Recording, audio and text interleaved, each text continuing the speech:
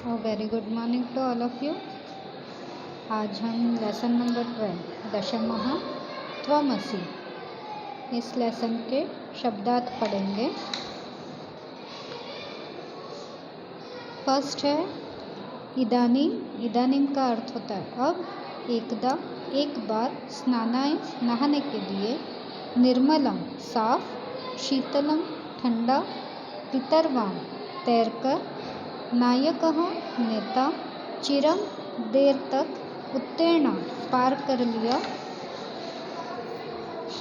तदा तब, अगणयत गिना, स्नात्वा नहाकर, अपरः दूसरा, पुनः फिर या दोबारा, आसन थे थी, नद्याम नदी में, तुष्णीम मौन, पथिकः राहगीर, स्नातुम स्नान के लिए, मग्नः डूब गया, प्रहष्टः आनंदित या प्रसन्न, श्रुत्वा सुनकर, इति उद्धरण के समाप्ति का सूचक अव्यय। मतलब कोई भी बात जब समाप्त होती है तब उसे इति कह करके समाप्त किया जाता है।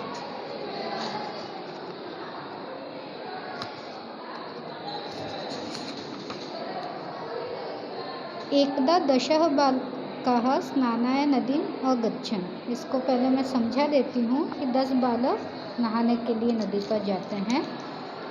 वो बहुत समय तक उस नदी में नहाते हैं। फिर क्या होता है कि वो तैर कर उस नदी को पार करते हैं। तो उन बच्चों का जो नायक होता है या फिर जो मॉनिटर जो होता है ना, वह उनसे पूछता है कि क्या सभी बालक नदी में तैरकर किनारे पर पहुंच चुके हैं। तो कोई बालक सभी को गिनता है, 1 2 3 4 5 6 7 8 9 इति इस प्रकार। वह बालक खुद को नहीं गिनता, इसलिए वह कहता है कि यहाँ पर 9 ही बच्चे हैं, 10वां बच्चा यहाँ पर नहीं है।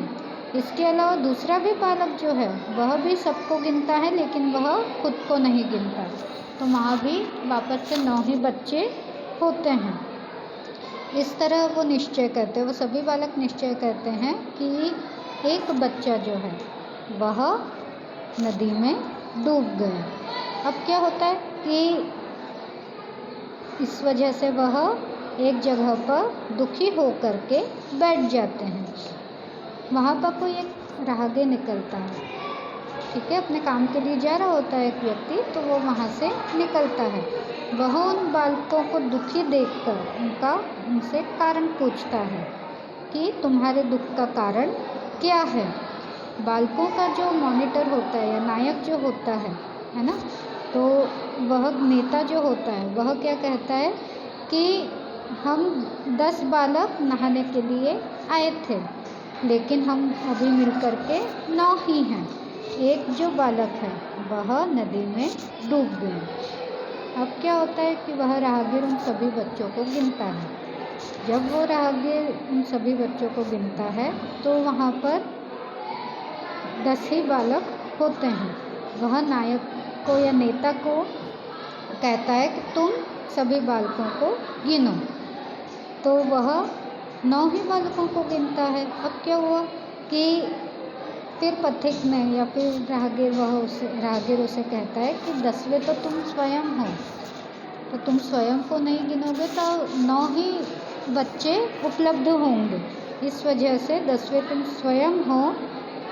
इस बात को सुनकर सभी हंसते हुए अपने घर को आ जाते हैं। यह है आपका लेसन।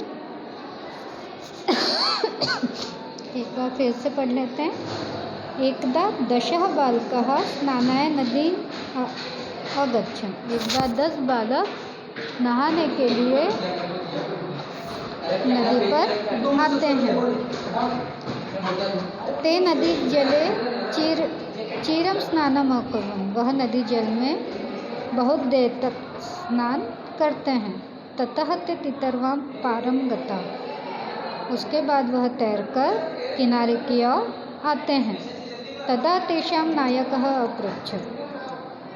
उसके बाद उनका जो नायक होता है, उन बच्चों का जो नायक होता है, वह उनसे पूछता है, अपि सर्वे बालकाः नदीमुत्थेन, क्या सभी बालक नदी में आ चुके हैं, नदी से को पार करके आ चुके हैं। तदा कश्चित् बालकः अगण्यत्, तब कोई बालक कहता है, एकः द्वौ त्रयः चत्वारः पञ्चः षष्ठः सप्त अष्टौ नौ इति। 1 2 3 4 5 6 7 8 9 और 10। सह स्वं न अगण्यत्, 9 इस प्रकार। सह स्वं न अगण्यत्, वह स्वयं को नहीं गिनता। अतः सह अवदत् 9 एव सन्ति, कि हम सभी 9 ही बच्चे हैं। दशमः न अस्ति, 10वां जो बच्चा है या 10वां जो बालक है वह नहीं है। अपरः अपि बालकः पुनः अन्यान् बालकान् अगण्यत्, इसके अलावा दूसरा भी जो बालक है वह भी अन्य सभी बालकों को गिनता है। तदा अपि 9 एव आसन्, तब भी वहाँ पर 9 ही थे। अतः ते निश्चयम् अकुर्वन्, इसलिए वे सभी मिलकर निश्चय करते हैं कि दशमः नद्यां मग्नः, कि 10वां जो है वह नदी में डूब गया। ते दुखितः तूष्णीं अतिष्ठन्, वे दुखी होकर वहीं पर बैठ जाते हैं, तूष्णीं किनारे पर बैठ जाते हैं।